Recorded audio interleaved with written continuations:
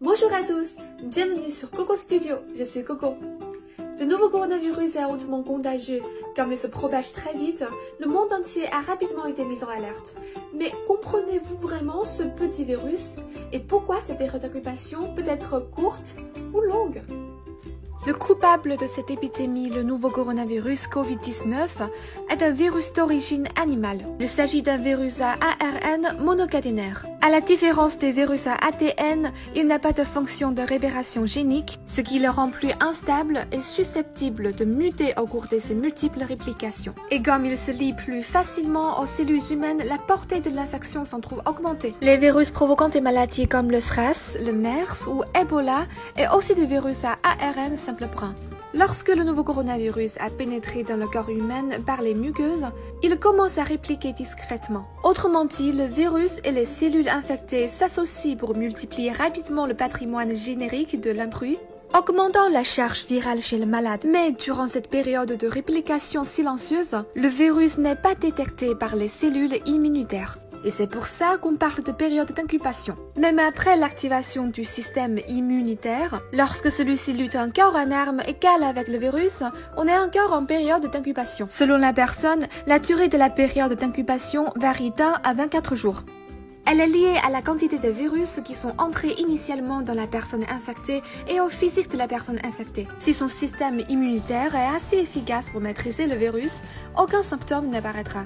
Mais malgré l'absence de symptômes cliniques, l'hôte reste infectieux. Dans ce cas, le virus ne disparaîtra pas. Dès que l'immunité faiblira, la maladie se déclarera et des symptômes se manifesteront. Dans le cas où le système immunitaire de l'hôte infecté est défectueux, la personne tombera très rapidement malade. Alors comment fonctionne exactement le système immunitaire?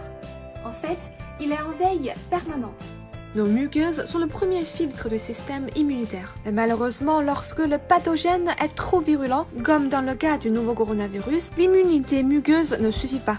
Ensuite, le corps humain possède une deuxième couche d'immunité, les cellules immunitaires non spécifiques qui attaquent et phagocytent les virus. Mais face au Covid-19, ceux-là sont également impuissants. Donc, une troisième couche d'immunité est nécessaire dans laquelle entrent d'autres cellules spécialisées. Les cellules dendritiques en sont l'avant-garde. Elles collectent des informations sur le virus, puis les transmettent aux lymphocytes T. Ces cellules T activent à leur tour les cellules B, qui se mettent à produire des anticorps qui ciblent spécifiquement le virus. Cependant, pour atteindre son efficacité maximale, ce mécanisme immunitaire a besoin de temps. Si cette période est trop longue, le virus peut infecter les poumons en profondeur, détériorant parfois gravement les capacités respiratoires des malades et provoquant des symptômes tels que la fièvre, la toux et la fatigue.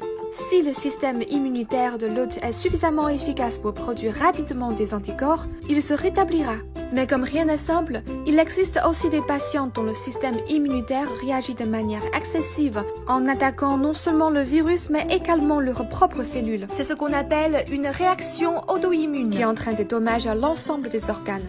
Maintenant, tout le monde comprend que notre propre immunité est en fait notre arme la plus efficace pour battre l'épidémie. Et pour la rendre la plus forte possible, il est nécessaire d'avoir une alimentation saine et une bonne hygiène de vie, ne pas se coucher trop tard, faire de l'exercice correctement et se conserver un bon moral. Et bien sûr, il est nécessaire de se prémunir contre le virus. On sait que le coronavirus se transmet principalement par gouttelettes et contacts étroits, en particulier par voie aérienne. Par conséquent, nous devons également réduire les déplacements et porter les masques lorsqu'on sort. Si vous êtes en contact avec des patients, portez des lunettes de protection, ne vous frottez pas les yeux, ne vous touchez pas la bouche, le nez, ni toute autre partie du visage. Lavez-vous soigneusement les mains et désinfectez vos effets personnels avec une solution médicale alcoolisée. Pour endiguer l'épidémie, la Chine a mené une surveillance proactive, détecté et diagnostiqué les patients et les a isolés. Le gouvernement a aussi strictement pris en charge les malades, a aidé le public à comprendre et à coopérer. Ces interventions complètent très efficacement le traitement thérapeutique à proprement parler et fournissent au monde une expérience importante pour la lutte contre l'épidémie. Le nouveau coronavirus pourrait concerner presque tout le monde. Mais heureusement, son taux de mortalité n'est pas aussi élevé que ceux du SARS et du MERS. Donc vous le comprenez comment il fonctionne, vous prenez des mesures correctes et vous consultez un médecin dès que vous avez des symptômes. l'épidémie pourra être maîtrisée et la plupart des patients pourront se rétablir. Enfin, je vous souhaite à tous une bonne santé.